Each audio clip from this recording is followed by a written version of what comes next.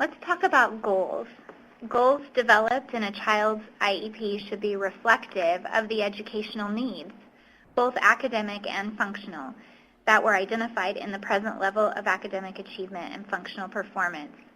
SMART goals are considered best practice when developing IEP goals. So, for example, specific to the educational needs identified in the class, are the goals measurable? Are they being ensured that this will allow the team to know whether or not the child is making progress? Are they attainable? The IEP team will, with input from all members through consensus, determines the expected level of performance the child should be able to achieve. Are they relevant? Goals should be relevant to the child's needs and also relevant to what the child is expected to learn in school, both academically and functionally. Are they time limited?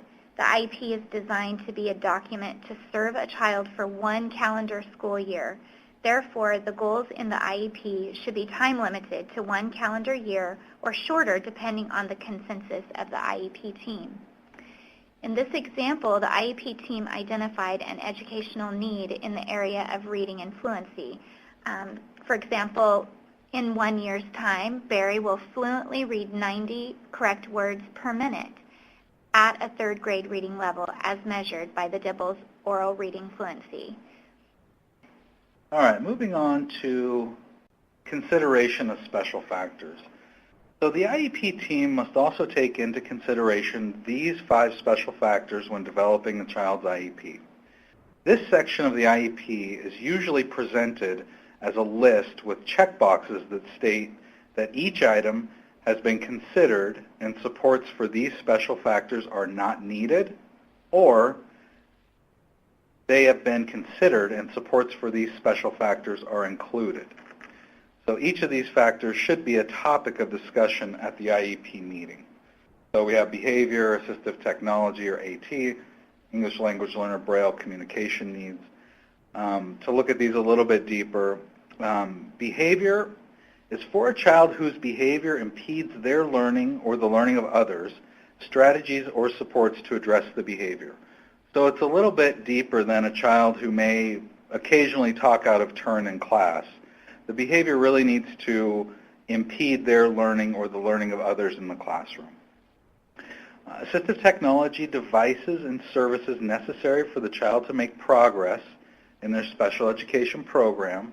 Again, that should be a discussion at every meeting. Language needs for the child that is an English language learner, as the needs relate to the child's IEP.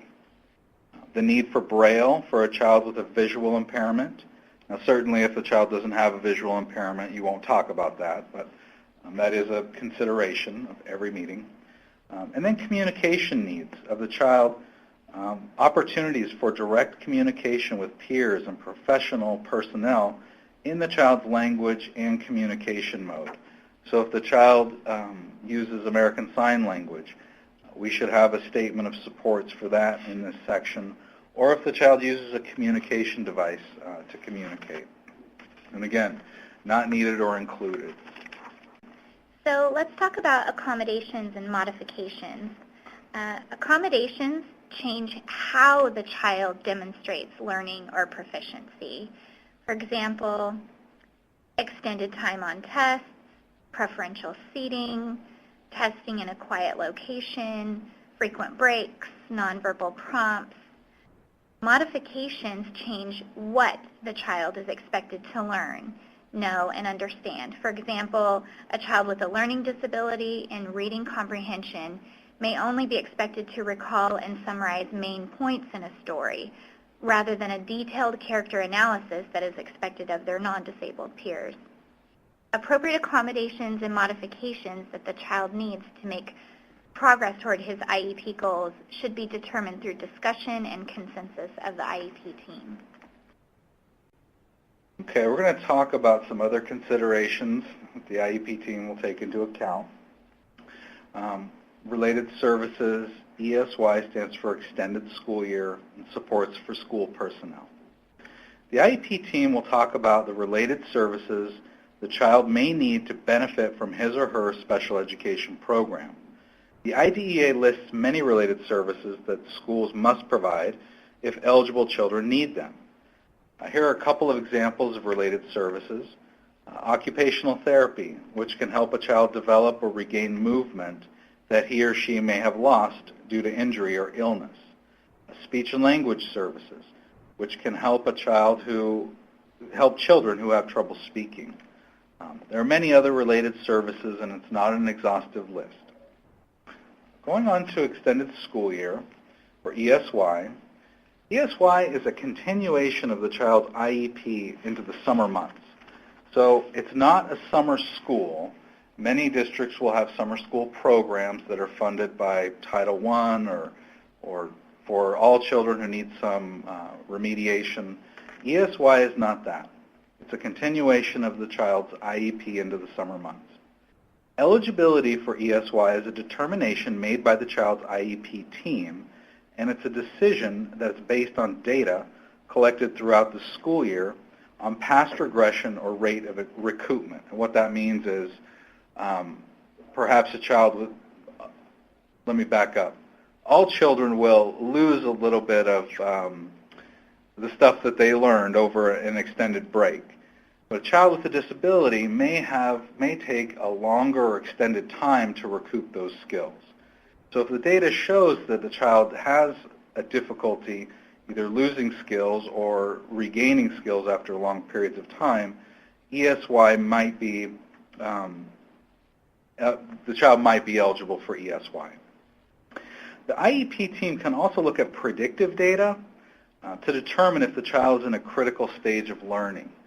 So an example for that would be perhaps a child in a month or 2 months out from school being over starts exploding in their language skills. Perhaps it's a child who previously was nonverbal, and they start putting 2 and 3 word sentences together. That child may be in a critical learning stage, and by the school year ending, it would be detrimental to the child. So one way to think about ESY is this.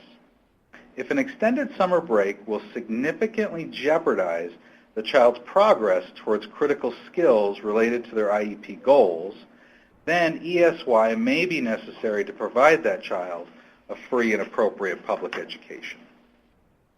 Again, the determination for ESY is made by the IEP team based on data. Moving on to supports for school personnel. So think about this. Just as supports and modifications are available as needed for students with disabilities, supports are also available for those who work with these students to help them help the children be successful in school. Some of these supports might include attending a conference or training related to the child's needs, or getting help from another staff member or administrative person. Think of it as staff training to work with a child with a disability. It's a responsibility of the IEP team to determine what types of supports are necessary and to specify these in the IEP. The regular educator and special educator serving on the child's IEP team may be especially helpful in identifying what type of training or supports are needed or that they need in order to work with the child.